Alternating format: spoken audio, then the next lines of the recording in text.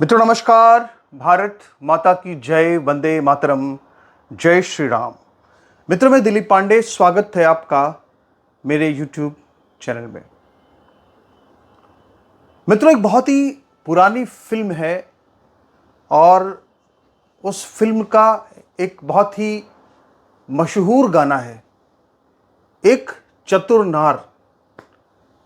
और उसमें अभिनय महमूद और सुनील दत्त ने किया है। महमूद और सुनील दत्त के बीच में गायकी को लेकर के एक युद्ध जैसा चल रहा था कि कौन जीतता है कौन हारता है। और उसी बीच में महमूद एक बात कहता है कि क्या घोड़ा चतुर लगा रखा है, या तो घोड़ा बोलने का या तो चतुर बोलने का। मतलब क्या कहते हैं वो कि हंसब ठठाऊ या गाल फुलाऊ, यानी या तो ठहाका लगाकर हंस लो या फिर गाल फुला लो। दो बातें एक साथ नहीं हो सकती। ये नहीं हो सकता कि एक तरफ तो आप मंचों से हिंदुत्व के लिए बड़ी बड़ी बातें करें, खुद के हिंदू होने पर गर्व की बड़ी बड़ी बातें करें, तरह तरह की शिवाजी महाराज का नाम लें, भगवान रामकृष्ण का नाम लें, और दूसरी तरफ जितने भी बड़े बड़े जिहादी हैं, जो बड़े से बड़े जिहादी हैं, उनके साथ में आप जो गलबहियां करके रखें।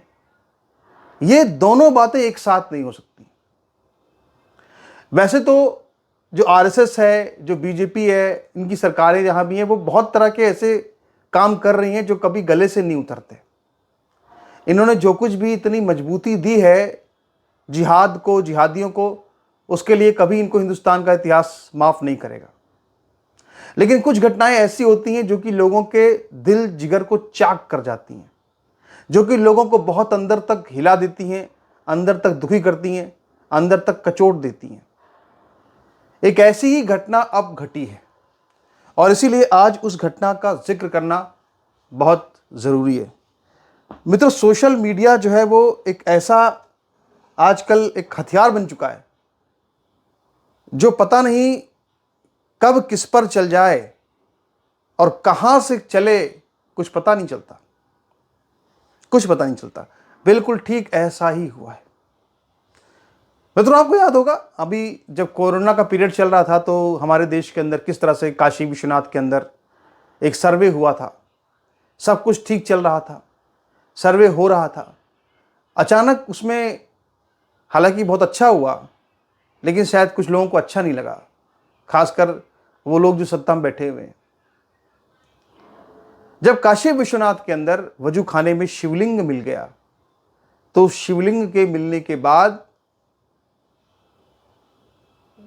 विष्णु जैन जी ने कहा था कि बाबा मिल गए, बाबा मिल गए। कहते बाबा मिल गए, बहुत बड़ा सबूत मिल गया। उसके बाद पूरे देश के अंदर एक बहस पैदा हुई, एक डिबेट हुई कि आखिर वो शिवलिंग है कि फव्वारा है। मुसलमान पक्ष कह रहा था कि वो फव्वारा है, हिंदू पक्ष कह रहा था कि वो शिवलिंग है। लेकिन मेरा ये मानना है कि अगर वो फव्वारा होता तो अब तक सुप्रीम कोर्ट ने सर्वे करा करके उसको फव्वारा दिखा करके अब तक वहां पर हिंदुओं की पूरी मट्टी पलीत कर दी होती, अब तक वहां पे सब कुछ हो गया होता। लेकिन चूंकि वो शिवलिंग ही है, इसीलिए हिंदुओं के नाकारेपन की, निकम्मेपन की वजह से आज भी वो वजू खाने में ही पड़ा हुआ है, में ही रखा हुआ है। इसीलिए आप चक्रवर्ती सम्राट बन जाएं, आप दिग दिगंत पर अपनी पताका लहरा दें, कश्मीर से कन्याकुमारी तक सिर्फ आपका ही नाम गूंजे, ये तो सब हवा हवाई बातें हैं। जमीन पर स्थिति यह है कि साहब काशी के अंदर एक हमारा तीर्थ है ज्ञानवापी, और वहां पे एक मस्जिद बना दी गई और वहां पे एक वजू खाना है, और उस वजू खाने में एक शिवलिंग हमारा रखा हुआ है जो ऐतिहासिक शिवलिंग है। ये हकीकत है। बाकी सब आप चक्रवर्ती सम्राट हैं, त्रिपुंड लगा घूम रहे हैं, वो सब हवा हवाई बातें हैं। जमीनी हकीकत ये। पूरे देश में बहस शुरू हुई और उस बहस के अंदर एक बहस टाइम्स नाउ पर हो रही थी जिसमें कि तस्लीम रहमानी बैठे थे, जिसमें कि नूपुर शर्मा बैठी हुई थी। और तस्लीम रहमानी ने जब उस शिवलिंग को फव्वारा कहा तो इसके बाद प्रतिकार में नूपुर शर्मा ने भी इस्लामी टेक्स्ट बुक से कई बातें कोट कर दी, और उसके बाद उस बात पर, जबकि उसमें कुछ ऐसा नहीं था, वही था जो तमाम जाकिर नायक जैसे मुल्ला मौलवी अपने सभाओं में बोलते रहते हैं। लेकिन वो चूंकि नूपुर शर्मा ने कहा, इसके बाद पूरे देश में हंगामा किया गया। इस देश के कुछ गद्दारों ने कतर और कुवैत के लोगों के साथ सांठगांठ करके जो है वहां से भी हंगामा खड़ा कराया। इसके बाद नूपुर शर्मा की हालत क्या हुई, आज तक वो निर्वसित जीवन जी रही हैं। बहुत से लोग कहेंगे कि आप कौन होते हैं नूपुर शर्मा के बारे में बोलने वाले, जब नूपुर शर्मा खुद कह चुकी हैं कि आरएसएस और बीजेपी की वजह से वो जिंदा है। ऐसे लोगों को ध्यान रखना चाहिए कि मूल रूप से नूपुर शर्मा एक राजनेता हैं, और जब कभी राजनीति में लौटेंगी तो वो बीजेपी और आरएसएस में दोबारा ज्वाइन करेंगी। तो ऐसी स्थिति में वो कभी भी आरएसएस और बीजेपी की आलोचना क्यों करेंगी, और करनी भी नहीं चाहिए। क्योंकि एक व्यक्ति जो इतने बड़े संकट से गुजर रहा हो, वो कभी सरकार और संगठन को अपना दुश्मन क्यों बनाएगा, कभी नहीं बोलेगा। लेकिन इसका मतलब ये नहीं कि आपको क्लीन चिट दे दी गई है। लेकिन तस्लीम रहमानी को तो आरएसएस ने क्लीन चिट दे दी है। क्यों दे दी है? क्योंकि अब मैं आपको दिखाता हूं ये वो समाचार जिसकी वजह से मैं ये सारा का सारा इतनी सारी बातें आपसे कर रहा हूं। आप देख रहे हैं यहां पर, देखिए यह है 10 मई, रात 10:23 हो रहे हैं। विजेंद्र गुप्ता, जो कि आप देख सकते हैं ये दिल्ली विधानसभा के स्पीकर भी हैं मेरे ख्याल से, जहां तक मेरा विचार है, विधायक हैं बीजेपी के, बहुत बड़े नेता हैं दिल्ली के। इन्होंने लिखा है कि पूर्व राज्यसभा सांसद प्रोफेसर राकेश सिन्हा जी की सुपुत्री के विवाह समारोह में सम्मिलित होकर नवविवाहित जोड़े को सुखद, समृद्ध और मंगलमय दाम्पत्य जीवन की हार्दिक शुभकामनाएं दी। अब आपको लग रहा होगा पंडित जी ये सब क्यों बता रहे हैं, ये तो होता ही रहता है, सामान्य बातें। नेताओं की पुत्रियों के विवाह होते हैं, उसमें लोग जाते हैं तो अपनी फोटो डालते हैं। नहीं नहीं नहीं, ये बात इतनी छोटी सी नहीं है। अब जरा देखिए फोटो क्या डाली है, फोटो देखिए आप। ये फोटो आप देख रहे हैं विजेंद्र गुप्ता, ये तो हो गए भाई वर वधू, और ये हो गए राकेश सिन्हा जी। इसके बाद फिर यहां पर वही आप देख रहे हैं राकेश सिन्हा जी और विजेंद्र गुप्ता जी, और इसके बाद यहां पे वर वधू की तस्वीर और कुछ अन्य लोग। लेकिन ये फोटो क्या है, ये फोटो देखिए।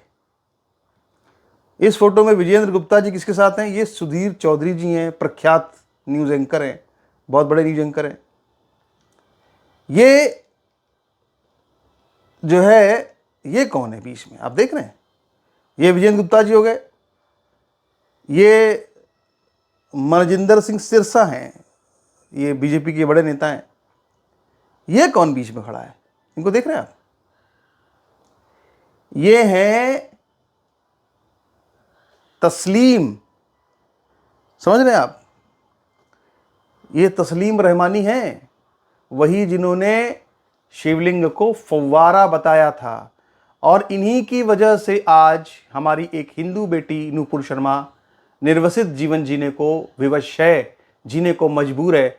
लेकिन इस व्यक्ति को आखिर राकेश सिन्हा ने अपनी बेटी की शादी में क्यों बुलाया?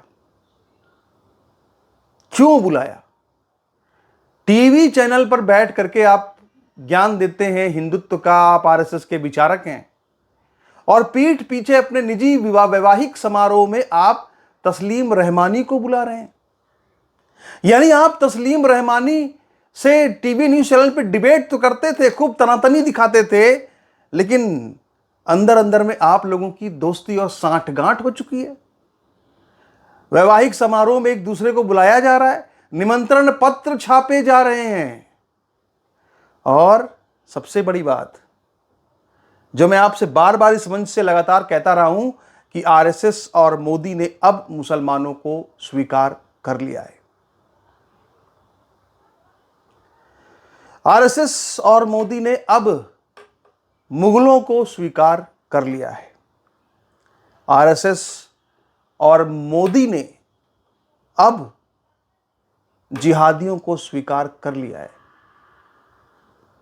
जैसे किसी को अगर बहुत लंबे समय तक माइग्रेन की बीमारी हो जाए तो जब वो लाइलाज होती है तो आदमी उस माइग्रेन की बीमारी को बर्दाश्त करता रहता है, धीरे धीरे यूज्ड टू हो जाता है, उसको स्वीकार कर लेता है। लेकिन आप जरा गौर से सोचिए कि अगर भगवान श्री राम ने रावण को स्वीकार कर लिया होता तो क्या राम रावण से युद्ध करते? अगर भगवान श्री कृष्ण ने कंस को स्वीकार कर लिया होता तो क्या भगवान श्री कृष्ण कंस से युद्ध करते? अगर छत्रपति शिवाजी महाराज ने औरंगजेब को स्वीकार कर लिया होता तो क्या छत्रपति शिवाजी महाराज औरंगजेब से लड़ते? क्या कभी हिंदुत्व की स्थापना होती? कभी नहीं होती। लेकिन ये आरएसएस का तो बीजेपी का इस वक्त ये हाल है जिहादियों को लेकर के। वो जफर सरेस वाला जो अब तक दिल्ली की राजनीतिक गलियों में घूमता था, आजकल वो हिमंता बिस्व शर्मा के करीब पहुंच गया है। असम के मुख्यमंत्री हैं जो। आरएसएस का तो ये हाल है मोहन भागवत का कि वो गाना बड़ा मशहूर फिल्मी गीत है कि हम तुम्हें चाहते हैं ऐसे कि मरने वाला कोई जिंदगी चाहता हो जैसे। इनकी ये हालत हो गई है।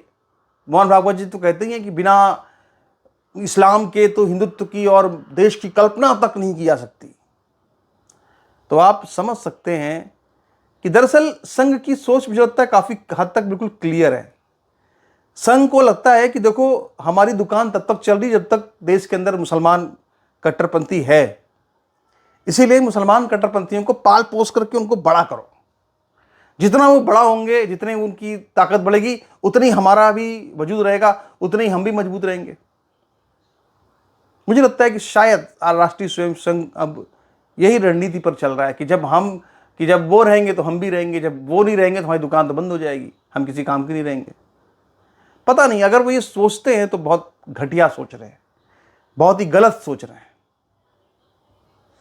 और एक बात नसीहत के साथ कहना चाहूँगा जो गोस्वामी तुलसीदास जी ने कही थी कि नहीं कऊ अस जन्मेहु जगमाही, प्रभुता पाई जाहि मद नाही। यानी ऐसा कोई इस देश इस दुनिया में जन्मा नहीं जिसको अगर प्रभुता मिल जाए, पद मिल जाए, प्रतिष्ठा मिल जाए, सत्ता मिल जाए तो उसके अंदर अहंकार का जन्म ना हो।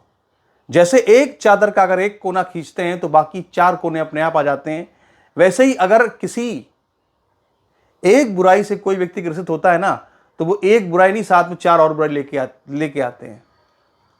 तो वैसे ही जो बीजेपी आरएसएस के नेताओं को इतना अहंकार हो चुका है, इतना घमंड हो चुका है, इतना सत्ता में मदमस्त हैं कि वो भूल गए कि हिंदुत्व क्या है, अच्छा क्या है, बुरा क्या है। उन्हें कुछ याद नहीं रहता, किसको बुलाना है, किसको नहीं बुलाना है, उन्हें याद नहीं रहता।